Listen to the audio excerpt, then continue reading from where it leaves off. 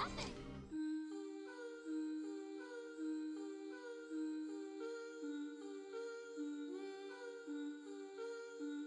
I still can't believe you don't want to use this app. It does everything. It could even help you meet someone. What's the latest news? A new shooting, a new war, a new virus. You know what, never mind. Oh, you don't have to worry, this is yesterday's paper. You're reading yesterday's news. That way I know everything worked out okay. Dearest stranger that I know, when I think of you, my heart beats in 4 directions. I think I'm in love. How is meeting someone in a park more dangerous than meeting someone on an app? He's not verified. He could be anybody. Anyone can be anyone. I can't.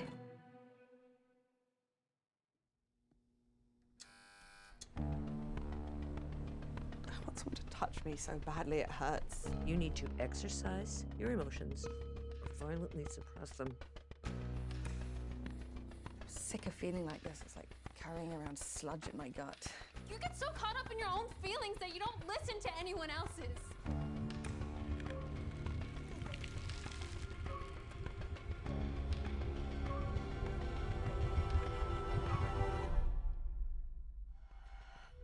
I think I'm fixed. I just stopped caring about other people's problems. What has gotten into you?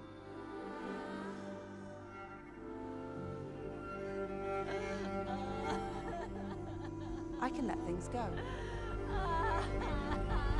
I can let people go too.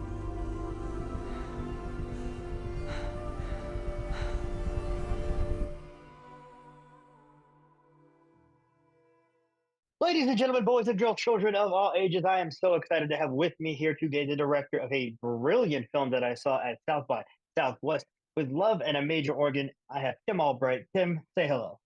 Hello, guys. Nice to see you. Nice to be here. Oh, it's a pleasure. I saw this movie at South by, and I was so impressed with this movie. It reminded me of one of my personal favorite movies, and I mentioned this in my review, Risk Cutters, A Love Story. Which one, sorry? Risk Cutters, A Love Story. Have you never seen this? Cool. Gosh, no, I don't know it, but I love hearing new references that I should check out. Okay, so I'm going to explain to you how that movie works, and you'll see what I mean. Amazing. In that movie, Patrick Fugit from Almost Famous has offed himself, right? Uh-huh. And in the world of this movie, when someone offs themselves, they go to limbo in between life and death. Mm-hmm. No one can smile, and in their quote, everyone's an asshole. Uh-huh. So it's a very different world where this guy stands out because he doesn't understand what he's doing. He just knows that his girlfriend, who also offed herself, is around here somewhere, and he needs to find her. So he meets a ragtag group of people, including a crazy Eastern European man with a car whose passenger seat is a black hole, quite literally. As you can tell, there's a lot of quirk and circumstance, much like your movie, in which in an alternate world, everyone's hearts are made out of objects, and suppression of emotion is sort of how you take care of everything. What made you want to make this movie? It's such a weird movie.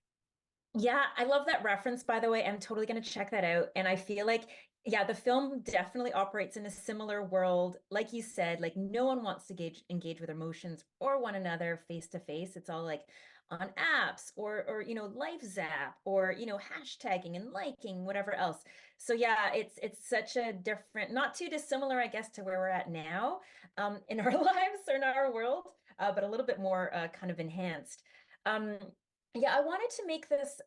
So I had read I don't know if you're aware that it actually started off as a play of the same name that came out like in 2012, written by Julia Lederer, who also wrote the screenplay. And I read, I had initially connected with her via Anna, who plays Annabelle. I had just moved back to Canada, and I was looking to connect with writers and find material, to really focus on getting a first film off the ground. And so she connected me with Julia. I read the play and loved it. There were so many things that kind of resonated with me. One was, like you're saying, the world. I love the world that pokes fun of our relationship with one another and our relationship with technology. And I thought this could, be really, really fun to sort of satirize and dive into and just poke fun of. I love this world where everyone's heart is an object. And I felt like that was super fresh. I hadn't really seen that before in film. And you know, an object that kind of best sort of represents who you are as a person. So I love this, and it was a zany concept to me, and I thought we could really have fun with it visually. And also, you know, you can rip your heart out and still sort of like stay alive for a little bit. Again, this felt like something fresh and original. And like, you know, I thought, you know, that zone that you operate in once you've ripped your heart out could be super fun to play with. And lastly, like this idea of, you know, what does it mean to kind of rip your heart out and basically give it to someone else, and that the message that kind of that gives, and really, like, you know, translating it to our lives. You know, have we done that? And if so, like, or have we not? And if so, like, what does that fully mean to kind of wholeheartedly give your heart to someone else? And so I thought these were super interesting aspects of the play that we could dip into with the film and really kind of play with visually. And I think that's one of the coolest parts of this film is I love Mm. how it looks. I Yeah. I gotta really thank Leonardo Harim, your Yeah. cinematographer, for giving the film such a. It's weird because it's so colorful, but it's also all the colors are sort of like diluted Yeah, in certain totally. scenes.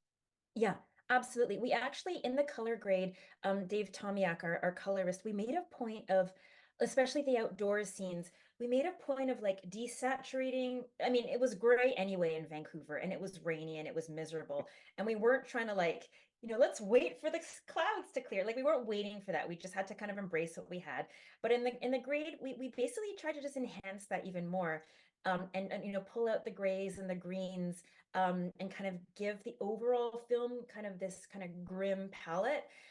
So Leo for sure was tuned into that, and it helped, I think, for the moments when we're with Annabelle, like in her apartment, or with her imaginative sequences, like when she's dancing with George, or when she's recording the tape recorded messages. I think it gives you sort of this super like muted palette to dive to bounce off of, and then we can do the opposite with her imaginative sequences and play with color and movement, and you know, it really kind of comes to life in those segments. Yeah, and I think that that's what's so interesting is all of the chances you took with the coloring of the film and with the way Mm, that it looks. I wanted to ask you about Anna and Hamza, your two mm. leads. Well, I don't know if Hamza's the lead, but he's the male lead in the Yeah, film. Because I think Donna has a lot more to say she about this does. film Yeah, yeah, yeah. than Hamza does. But Uh, let's talk about the cast. How did you assemble the cast? What made Hamza, Anna, and Donna like the people you needed for those roles? So Anna was involved in the project basically, I say from like 2017. So I had worked with Anna on a short film before I had moved back to Canada, and I loved working with her. I just, you know, just even just working on that short, she put so much of herself into the role, and it was super demanding. And I just thought, well, this is someone who's going to do her work and do like a fucking amazing job at it. And I just felt like she was right for the role, and because she was involved early days, she was also like involved with the development of the script, which I think helped kind of, you know, it was almost like it was written for her in a way, in that sense. You know, she gave her input, she gave some really great put some great ideas into the mix. So yeah, from early days Anna was on it, and I was so happy about that. She was just like such a part of the integral part of the team. um Hamza came about very, very late in the casting process. I actually had thought I had settled on like a potential George, and it was like I was already kind of seeing the film in my mind with this George. And then Hamza's tape, because it was all during COVID and everyone sent in tapes, nothing was in person. He sent in his tape kind of at the 11th hour. And I remember watching it and thinking, wow, okay. Well, this is a different interpretation of George that I hadn't really anticipated. And I loved it. It kind of like threw me off balance a little bit, and it surprised me. And I just kind of, I thought, you know what? This is too interesting to ignore. Let's like take it to the next level. And then there was a table read with him and Anna on Zoom again because of COVID. And then it was from that table read that I thought, okay, he's the one. He's definitely the one. He felt like he kept Anna on her toes. They worked so well together. They really had this chemistry, even on Zoom, even on like two separate screens. I could tell that they kind of brought each other to life. And then I thought, okay, that's it. George is going to play Hamza. Um, and then Donna, I had stumbled into again, like through casting here. And I mean, I'm half Filipino, and I was really trying my hardest to make sure that there was representation in front and behind the camera as best as I possibly could. It wasn't easy, But I think when I saw Donna's tape, I was just so drawn to her. I saw myself and obviously her appearance and her humor. Like she just is so spot on with her comedic timing. And same with Vina as well, who plays. So Vina is George's mom, and I mean that we didn't have like I feel like with George's mom, okay, we knew that he needed to look, or they needed to look related, and so there were a couple of actors who we had auditioned, but Vina was just so amazing, and again, her humor, her timing, the emotion she could give, like it was just a no brainer. They were all just so wonderful, like right from the beginning. I love that, and I gotta tell you, this is one when I turned it on, I did not know what I was getting myself into, Uh-huh. and I walked away, and I think you guys quoted my tweet a few Oh times, yeah. so I appreciate that. That I think it will be a cult classic for sure. I think people are going to attach themselves to this much in the way that they did back in Yeah. my teenage days with Wrist Cutters, a love story, which is a great film. Yeah. Oh, thanks so much. I mean, that's such a I remember reading that and like being blown away, and then it sort of took off on social media. I'm like, oh my God, like yes, amazing. So Well, thank you for that. no worries, and it's funny. I started thinking about what would my heart be made out of. So I'm going to ask you, Kim, what would yours be made of? Oh gosh, you know what? I feel like, and I have to say, like my answer for this changes all the time, just because like every day is a different day, right? I'm sort of a different person every day. But this very moment, something I'm super into is like tea. So I think with like English breakfast tea with a splash of milk, and it's comforting and it's cozy. And right now I think that's what I need. Like I've got one right here next to me. And I've been traveling around a lot with a film, and it's nice to be back home as my first day back after traveling around. And I just need a bit of comfort and something that speaks home. And I think that's sort of what my heart is right now. I love that, What would and yours thank you be? for. Oh Well, yeah. mine's easy. Thank you for taking time out of your first day back home to talk to me. I appreciate Oh, that. of course. Mine would be an artist palette Oh, nice. because I'm always in various different moods, and that would fit the different colors of an artist palette. And I think that would be the answer to that. That's lovely. That's super Yeah, lovely. What a great idea. I love that. Oh, I may borrow that for the next time I'm asked the question. you're more than welcome to. I mean, that's what the point is, but everybody will know you stole it, so it's okay. I No, love it. this is your debut feature, right? You've mainly just made short films, is that correct?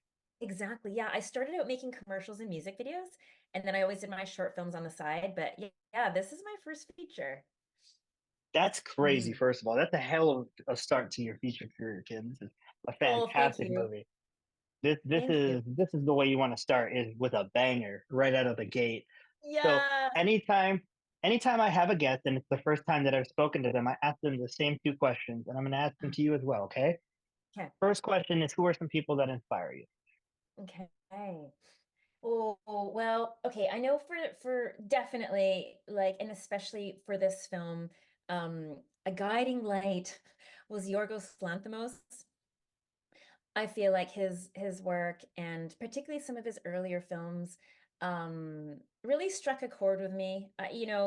In terms of the world building and the humor and the performances, like I really, really looked up to him, and I just loved his films. And I feel like he stands in a world all on his own, and he's just like killing it and surprising us with every film that he makes. And so, anyway, I definitely looked up to him for this film. And another filmmaker I absolutely adore, and I have for such a long time, like right from early days of making music videos, is Spike Jones and Charlie Kaufman. Basically, I think when they work together, it's just magic. So cool. So, little bit of info. My favorite director of all time is Charlie Kaufman. I'm sorry, Amazing. is Spike Jones. So there you go. And my favorite film of all time was written by Charlie Kaufman, Eternal Sunshine. So I Yeah. am 100% in your zone with you on that. That is Yeah. a great choice. Spike Jones is a genius. Amazing. Yeah, a genius, everything. I remember just like looking at his stuff even before he was starting making features, and he was doing commercials and music videos. I'm like, who is this guy? Like he just does something better after, one after the other. And then seeing like Being John Malkovich and Adaptation, and then Her, I was like, oh man. Anyway, it's huge inspiration. Just love everything he does. Um, Anyway, Well, yeah. hers one of my personal favorites. I actually met Spike when I was a really little kid. I was about Yeah. 12. I'm from Hawthorne, California originally, Yeah. and he shot the video for "Praise You" by Fatboy Slim in the mall in Inglewood, which is right next door to Hawthorne. He had the Inglewood Players. They were like an improv group, and they're the Yeah. ones he shot the video with for "Praise Yeah. You" by Fatboy Yeah. Slim. And he was in the mall, and I'm like, "Who's that weird looking guy?" And now as I grew older, I'm like, "Oh, it was Spike Jones." Oh my gosh, that's crazy. So I love that. I love that. It's so funny because I just came back from LA and I know he shot a lot of his music videos in LA. And I remember, do you remember the one with a guy who's on fire? I forget what the music yes, video for it. Yeah, and I was like, and just it was like as I was driving through the streets, I'm like, oh my gosh, there's like I can see that video was probably shot on a street, like in this neighborhood. And then yeah, the one on the street with the Fat Boy Slim went, oh yeah, I just LA is very Spike Jones. yes, it's very Spike Jones coded. I mean, look at her. Like you could pick out the different spots in her that are in LA and they're in various Yeah, cities. Like you can just pick them out. It's kind of yeah, amazing. yeah, I yeah. Oh, I love that. I wish so I could cool. just, I wish I could be in a Spike Jones movie. That'd be amazing. I'd love it. No, there's But still time. there's Still always go. time. Yeah. No, I love this film. And the second question I ask everybody, it's funny because we're about Mhm. to talk about being John Malkovich on our podcast on Sunday. Cool. We're talking about the films of 1999, and being Nice. John Malkovich came out then. So we're going to be talking about that one extensively. Can't wait. Awesome. But the second question is much harder, and it is: if you had to choose two films to watch for the rest of your life, what would you choose and why? Ooh, two films for the rest of my life. Okay, okay, okay. Um, this is a tough question. Okay, Yes. I'm gonna, okay, okay, okay. I'm gonna go with, okay, I'm gonna go with Dogtooth Hmm. because I think it's one of my favorite Yorgos Lanthimos films. I know it's like a bit of a hard watch sometimes, but I feel like every time I've watched it, and I've only, watched it like a couple of times, but every time I do, I feel like there's something new that I pick out. And so if I'm going to watch one film for the rest of my life, I'd like to be surprised with I'd like to sort of, uh, you know, I don't know, be surprised every time I watch it and pick out something new. And of course, I just love the idea and the performances and the world, and it's so weird and wonderful. So I love that. Um, okay, and this next film, I'm gonna say Apocalypse Now, Oh, and yeah, I love this film. The filmmaking for me is just like I know it was quite a while back now, but I rewatched it for a reference for this other project that I'm working on. And like I know and I remember reading about like how crazy the shoot was and how over budget it was. And it was 100% destruction. But there's something about it that like they don't make films like this anymore. They don't spend money, or maybe they do, but this was like just was like wild filmmaking, and I kind of and out of control. And I think I don't know, you don't see that so much anymore. And I think the characters are super interesting, and Marlon Brando's character, like it's just so dark and twisted and fascinating. um Anyhow, I don't that's super dark. That's a really dark, I don't know. That would probably mess me up if I watched that many more times for the rest of my life. But anyway, oh, it or just it could came to mind. desensitize you. It could always There we go. desensitize you. There we There you go. go. So maybe it's a good thing. Yeah. Anyway, there you I go. I I love those picks because they're both just like, what the hell is wrong with you? But I no, Apocalypse Now is a great film. But it's funny you mentioned they don't make films like that. They don't make guerrilla filmmaking anymore because that's basically what Coppola did. Was he got this movie without any sort of permits to do it in a place Yeah. that they didn't want him to shoot it with Yeah. no permission to do anything, and he just did it because he wanted to. Yeah. Yeah. Yeah. And Lanthimos, I don't believe, understands how to read rule books. So Mhm. whenever you're watching one of his movies, you can just throw the rules of cinema out the window anyway. Yeah. It doesn't really matter. So I think, and I see a little bit of that in you in this film. I think you just don't like the rules of cinema and what they are, You're and you don't right. want to follow them. You're right. You're totally right, actually. I feel like that's sort of the subtext within all of this. I think like I just thinking back to my conversations with Leo, our DP, And I remember early days we said, like, let's not go for the conventional, let's try to not go for the conventional shots, wide, mid, close up. Let's like really think hard about like being bold with our shots and our in our framing and stuff like this. I know, it was such a tight budget. We were sort of shooting bang, bang, bang, like no time to even really think. So I don't know if we fully achieved that to the extent that we wanted to, but it was definitely the intention we had. And um, I just think generally with what I'm making, if I can try and do something different or shine a new light on something, then great. Like last thing I want to do is like just do a repeat of something else that we've seen. That would be so boring for me and for everyone watching. So I think that's sort of what what I'm trying to do in all sort of aspects of filmmaking. Like just be fresh, just be different. Shake things up a little bit. So yeah, I admire people that definitely do that successfess because it's not easy. It's very punk rock, and I am all about it, and I love Oh, that. awesome. So Thank I can always follow the punk rockness of you. shooting a Yeah. film that way. So let me ask you, what's next? What are you working on? Is there something you can tell us about? Totally. Yeah, totally. There's a couple of features that I'm working on. They're all in different stages of development. One of them is with a graphic novelist. Her name's Malaka Garib, and she's half Filipino, half Egyptian and American. And I stumbled into her book, and absolutely, it just was so funny. There's so much of she sort of explores her upbringing, from childhood all the way to present day. And it's so funny, I resonated with so much of her like upbringing and to a Filipino mom. And so I reached out to her and said, listen, do you want to write a feature together?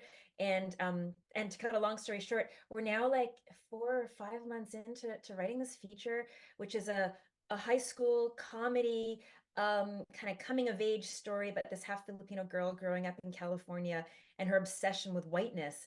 And it's like it's dark and it's funny. And it's sort of also looks at the love-hate relationship between her and her mom. So that's one project. Another project is with Hamza at the helm playing the lead, and I'm co-writing this with a friend of mine, Laurel Brady. And it's about this social media kind of YouTube influencer, social media addict who's forced to on this retreat to kind of detox from social media. And he goes on this retreat all to discover that it's a cult. It's this sort of dark, kind of crazy cult that's trying to brainwash people out of their social media addiction. But it turns out to be way darker and scarier than he had anticipated. So Oh, this I is going to still be have a dark good. theme. And that's Okay, a so comedy. both of those look right up our alley. In fact, it's funny because my co-host on our podcast and my head writer for the whole website, Shay, she's half Filipino as well. So No way. once she finds out about this first project, she's going to be all over it. Oh, amazing. I bet you she knows of Malika. I bet you she's read her graphic novels. So What's it very cool. called? I don't know. Yeah, her graphic novel's called I Was Their American Dream. And there's another one, and it's called It Won't Always Be Like This. Anyway, she's so talented, like, and just so funny. And anyone who's gone knows Filipinos or is a partially Filipino or fully Filipino will totally relate to the material. It's just, yeah, it's hilarious. So funny. I love that. All right, so I'm going to have you do this right before we go here. I'm going to have you 30-second pitch us with Love in a Major Organ because that title is a title. Yeah. So 30 seconds. People who don't know what this movie is about or haven't seen it, how would you tell them to go and see with Love in a Major Organ? Okay. So with Love in a Major Organ is based on the stage play of the same name, written by Juliet Leder. And it's a comedy drama with a sprinkling of magical realism about this woman, Annabelle, who feels a lot. She engages with her emotions, good or bad, and she lives in this world where no one wants to engage with each other or with their emotions. And then she rips out her heart. So again, side note, everyone's heart in this world is an object that best represents who they are. And she rips out her heart and gives it to this guy, George, who runs away with her heart. And then she discovers that she needs to get her heart back. Yeah, that's like kind of what it's about in a nutshell. Yeah, there we go. I love it. And guys, it's out now, right? Like people can Yeah. go see this movie. Definitely. It's out in the States and it's out in Canada. And we're having our European and South American premiere next. No, like actually one of them is this week, and then one of them is next month.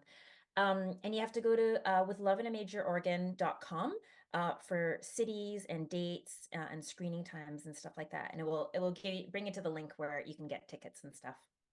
Or you can search an indie theater near you, and it's probably running. It's playing in here out here in Columbus. I'll probably go rewatch it. Oh yeah, awesome, great. Um, Yeah, so cool. And we're kind of adding dates all the time or cities all the time. So yeah, definitely keep up to speed with us on Instagram, which is with Love in a Major Organ on Instagram or our website. And yeah, you can find out more for sure on either one. and you should definitely check the film out because I think it's one of the most hysterical and interesting and fun films that I saw this year that I've seen this year, and it's one of the top ones that I've seen this year. And I think it might be the top Canadian film because I have only seen 2 Canadian films this year, and but one of them wasn't good, and the other one is this one. This Oh, is really good. amazing. So So cool. So cool. Thanks so much for checking it out at South by as well. And obviously for like spreading the word. It means a lot. oh, of course, we're gonna stand on our business with this one. This is a great film, and we're gonna champion it the whole way through. I mean, everybody needs to check it out. Make sure that you guys do. For Film Sound Reviews, it's been William Kim Albright. Everybody, say goodbye, Kim. Bye guys. Thanks so much for tuning in. And yeah, check out the film.